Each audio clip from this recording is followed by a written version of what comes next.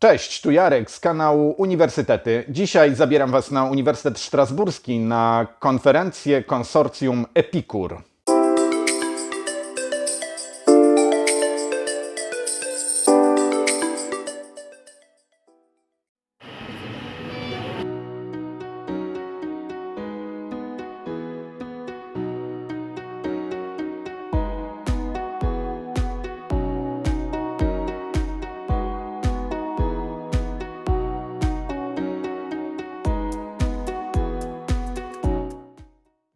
Jest godzina 13, właśnie dojechałem do Strasburga i zaraz zaczyna się konferencja.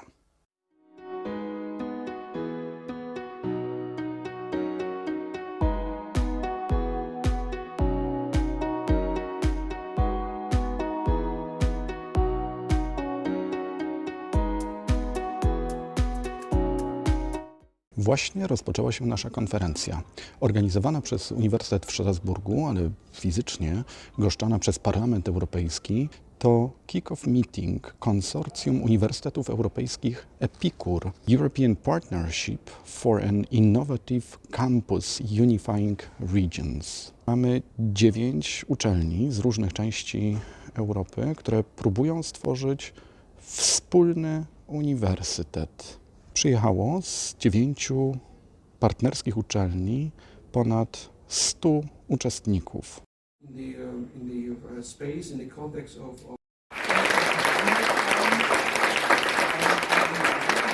Zakończyła się sesja plenarna i w zasadzie 2 kluczowe pytania. Jak zapewnić przez najbliższe 3 lata w ramach Epicura mobilność i digitalizację? Za chwilę będziemy zwiedzać Parlament Europejski, a później kolacja projektowa.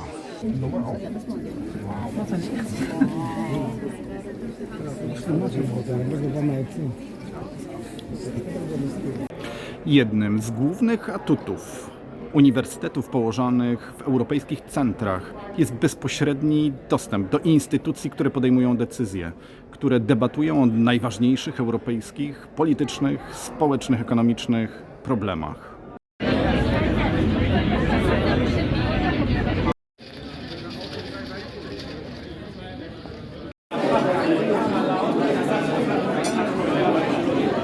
Pierwszy dzień konferencji dobiegł końca. Koledzy i koleżanki z Uniwersytetu w Strasburgu zorganizowali wszystko perfekcyjnie, a przy ponad 120 uczestnikach z 9 partnerskich uczelni nie było to na pewno łatwe zadanie. Teraz czas, żeby trochę odpocząć, a jutro od rana sesja plenarna, później warsztaty i dalej okazja, żeby zobaczyć sam uniwersytet, jego kampus i kawałek miasta.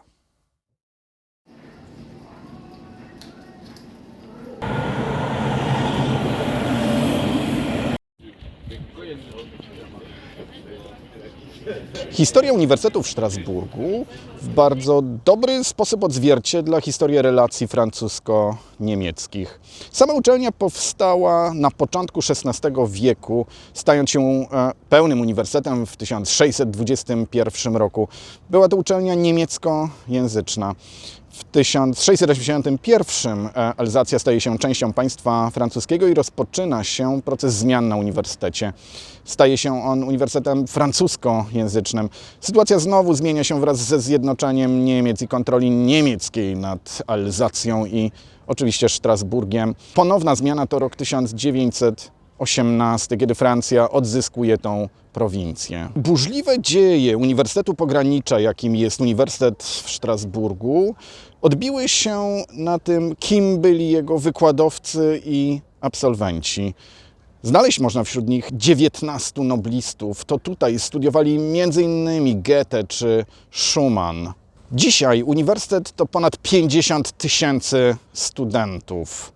To ponad 3,5 tysiąca wykładowców, a sama uczelnia uchodzi za jedną z najlepszych we Francji i jedną z wiodących w Europie.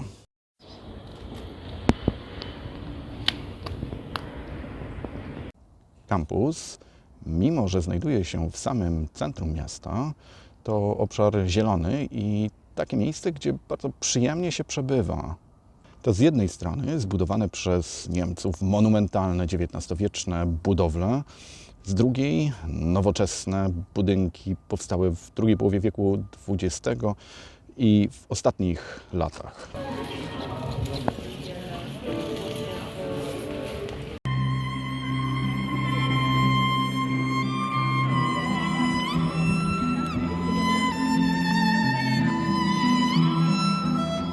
Strasburg to miasto, które liczy 300 000 mieszkańców. 50 000 z nich to studenci Uniwersytetu w Strasburgu. To miasto, które jest niełatwe do opisania i scharakteryzowania. Z jednej strony to miasto małe, przytulne, wręcz prowincjonalne, o małych, ciasnych, urokliwych uliczkach. Z drugiej strony to dynamiczna europejska metropolia, jedna ze stolic Unii Europejskiej. To miasto o francuskim charakterze, ale z niemiecką historią widoczną na każdym kroku. To z jednej strony miasto, w którym rozgrywał się historyczny niemiecko-francuski konflikt przez stulecia. Z drugiej strony to symbol europejskiego pojednania i współpracy w drugiej połowie XX i w XXI wieku. To miasto, które położone jest bezpośrednio na granicy, gdzie tramwajem dojechać można do niemieckiego Kehl, położonego po drugiej stronie granicznego Renu.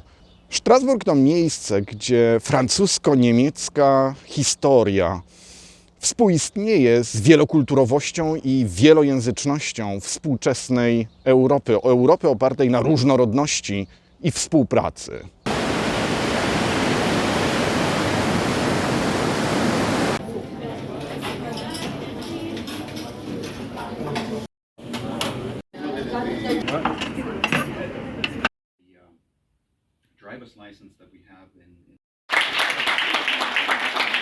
Konferencja dobiegła końca. Na ostatnim posiedzeniu potwierdzono plan pracy Epikura na kolejne 3 lata.